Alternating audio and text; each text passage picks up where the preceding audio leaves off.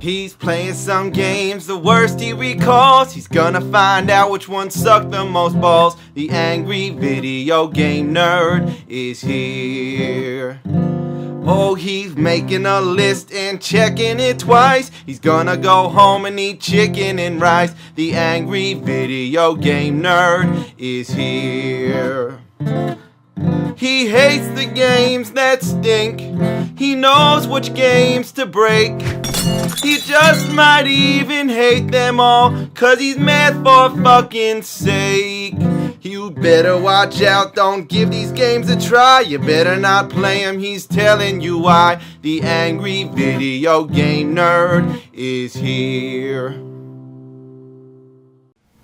Back in the 80s, our parents didn't order our Christmas presents online because the internet didn't exist yet. Back then, it was all about catalogs. Every major department store like Sears and JCPenney will put out these holiday wish books. So every year, it was a tradition to browse through these books and circle all the things that you wanted Santa to bring you.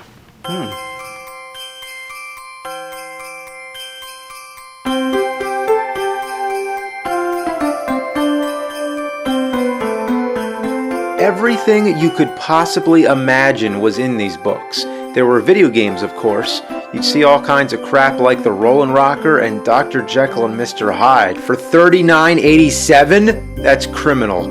Speaking of prices, it's funny that at some point the NES and the Atari 7800 were both the same price. For the 7800, it says it has super responsive joysticks because they knew the Atari 5200 controllers were pieces of shit. Yeah, having a responsive controller is kind of a necessity, wouldn't you say? Also, Super 8 cameras and VHS cameras coexisted. A new VHS camera could cost $1,000. Yeah, being able to record yourself with actual footage was a luxury. My family always had to rent one. There were action figures, you had Ninja Turtles, Inhumanoids, the real Ghostbusters, as well as the other Ghostbusters that nobody gave a shit about. There was the giant G.I. Joe aircraft carrier, all kinds of toys, everything. You can tell that the people who photographed these action figures didn't know anything about them. Like, why is Lion-O and Mumra riding together in the Thunder Tank? And why is laser spelled with quotes? Did Dr. Evil write this? I can't do these books justice. I highly recommend that if you can find one of them, take a look through. It's really a trip. When I say everything was in these books, I mean literally everything. Science stuff, horses, jewelry, lingerie.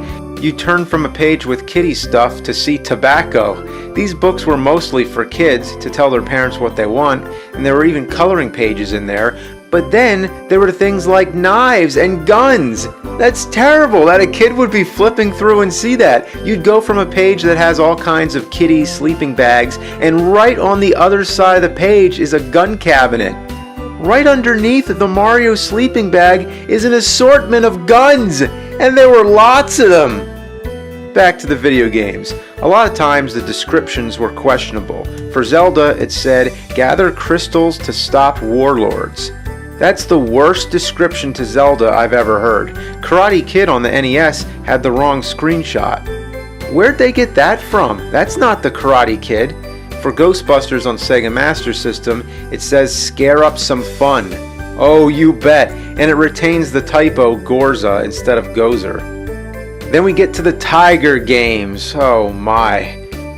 You're at the wheel for all the high-speed thrills of real racing, full of exciting action, true-to-life graphics and sound effects. Are you fucking kidding me? There was no telling if the games were good or not. If it made it into the same catalog as Zelda, you assumed it would be awesome. Like I mentioned, this was the BI era before internet. There were no online game reviews to tell you when a game sucked the big one. It was all a crapshoot. All you had was a screenshot, a weak description, and sometimes word of mouth. We would usually gravitate towards games that had some kind of reputation. Skate or Die was one of those, a game dedicated to skateboarding and hosted by Rodney Dangerfield with a mohawk. Even if you didn't know anything about skateboarding, you wanted to be part of the culture. You wanted to be hip.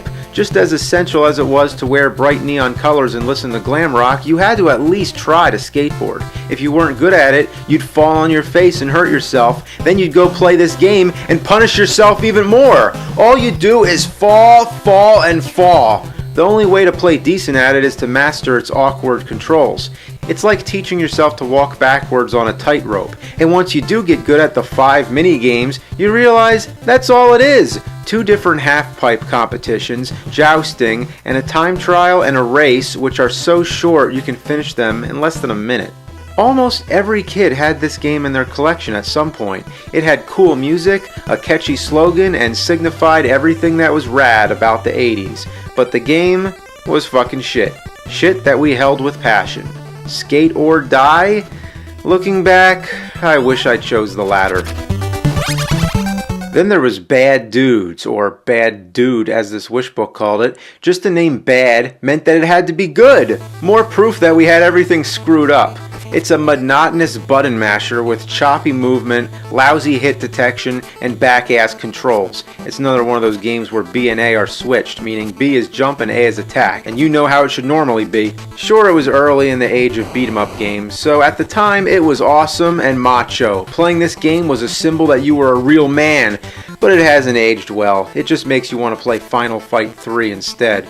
Still, it has a legacy and has one of the most famous opening screens of all time. Are you a bad enough dude to rescue the president? Bad. Like, what was it with that? Maybe we could blame Michael Jackson for making the word bad so awesome, but we should have never listened to Lucas about the Power Glove. In some cases, bad really meant it. I'm bad. One that's always been on my personal hate list is Karate Champ. This is one that was just as horrible back then as it is now. It's an early example of a one-on-one fighting game, but good lord did they fuck it up. In all the years I've revisited this game, I have never figured out how to consciously do any of the moves. I just mash buttons and see what happens. The instruction manual tries to make sense of it all, but it's way too complicated and there's nothing intuitive about it. Hitting your opponent happens at pure random. Most of the time you miss. It's not like he's blocking. Your fists and feet are going right through him, as if you're fighting a ghost. It's hard enough to hit your opponent, but it's even more difficult to keep yourself facing him. It seems like there's certain moves that turn yourself around. Why would the game allow you to face the other direction? Rarely have I ever been able to do the same move again to reorient myself, so I usually end up jumping all over the place just to get myself back in the proper direction. Turn around! Ah! These controls are on the same level as Conan, Winter Games, and Dark Castle, but on closer evaluation, I think it beats them all. The worst fucking controls in existence. And there's no variety, except for a bonus stage where all kinds of shit flies at you. It's a hopeless situation. Other than that, you fight the same opponent the whole game. In fact, there's no difference between the two characters. It's the same guy fighting the same guy for all eternity. Sure, the backgrounds change, but it doesn't affect the gameplay at all. Even the characters don't seem to exist in the same dimension as these backgrounds. No matter the perspective or the lighting condition, they remain unchanged. How a piece of junk like this got released will always be a mystery. Even as a rental, it was a waste of time. Well, in the tradition of wish lists, my fans have had a wish list of their own, of games they've been wanting me to cover. So, it's time to answer some of those requests. Let's reach into the stocking, dig underneath the lumps of coal, and go straight for the shit nuggets. The request I hear all the time is the bad Sonic the Hedgehog games. What bad Sonic games? The Sonic the Hedgehog games were awesome! It was Sega's flagship franchise. Even though it didn't have as much variety as the Mario games, it made Nintendo fans turn their heads. Sonic 2 was the game that made me buy a Sega Genesis. These games boasted fast-scrolling action, colorful graphics, and delightful music. The character was hip and cocky, and it was so much fun to make him run and bounce all over the place. So what are all these bad Sonic games that everyone's talking about? Well, I took a deeper look. Here's Sonic Blast on Game Gear. There's no blast processing with this one. Come on! Sonic Blast? Should have been called Sonic Slow Ass. Not much else to say, just a poor man's version of Sonic. Then there's Sonic Labyrinth. This one experiments with a 3D perspective, but fails. The controls are messy, Sonic's walk is tedious, and doing the spin move only sends him ramming into a wall, unless you get it down just right. Anyway, these are portable games. What do you expect? This is back when the convenience of taking a game with you on a trip often meant compromising its playability. Then there's Sonic R on the Sega Saturn, which I've also been told is terrible. Oh man, they're right. It's basically a racing game, sort of a shitty version of Mario Kart. The steering is so unresponsive that I can barely stay on the track. Oh, come on! And I'm always afraid that it's going to glitch out, that I'm going to fall through the boundaries and into the unprogrammed area of limbo. Another one I've been told about is Sonic Shuffle on Dreamcast. That's right, the last of the Sega consoles, and a good console to go out with. But the same can't be said for this game. After you get through about 10 minutes of story footage and tiresome load screens, the game finally begins, only to bombard you with more text. Just as I thought, it's a board game video game, with some mediocre mini-games in between players' turns.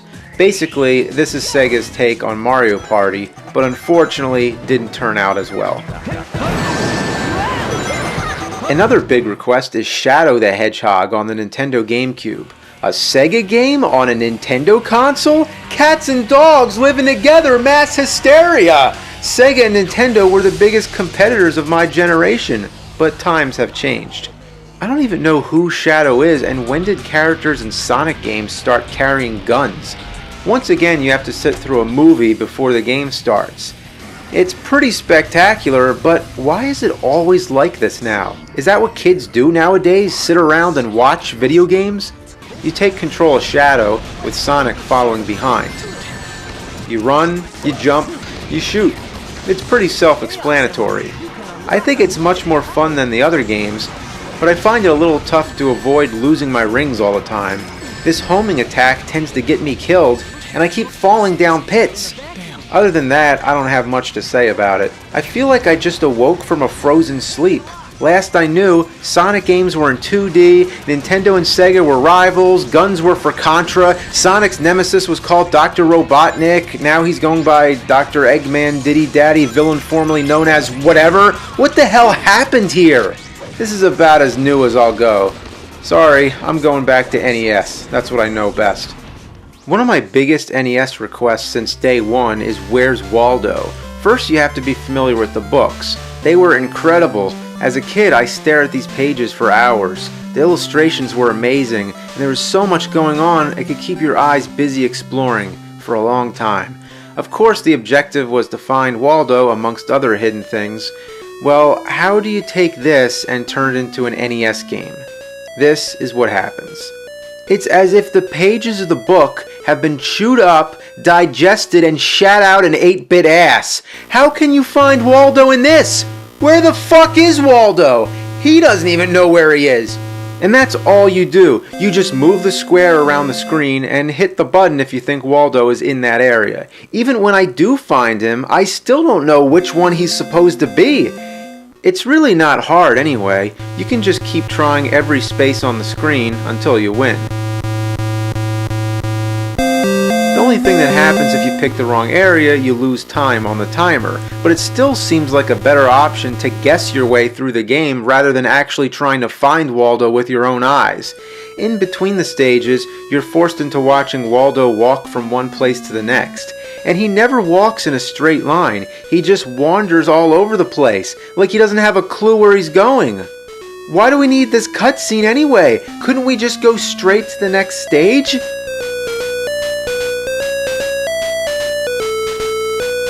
There's a few stages that are different, like finding Waldo in the dark, a crappy slot machine, and one of those indescribable shit shows that reminds me of that part in Terminator 2 on Game Boy where you have to connect the wires, or that fucking nightmare in Bill and Ted. And once you've completed all the stages, Waldo goes to the moon and the game's over. I finished the whole game in 6 minutes. Imagine buying this piece of shit for $50. Nowadays, releasing a game this short would never be excusable. Well, anyway, we have a lot more games to get through, so stay tuned for part 2. I'm going to go get the games.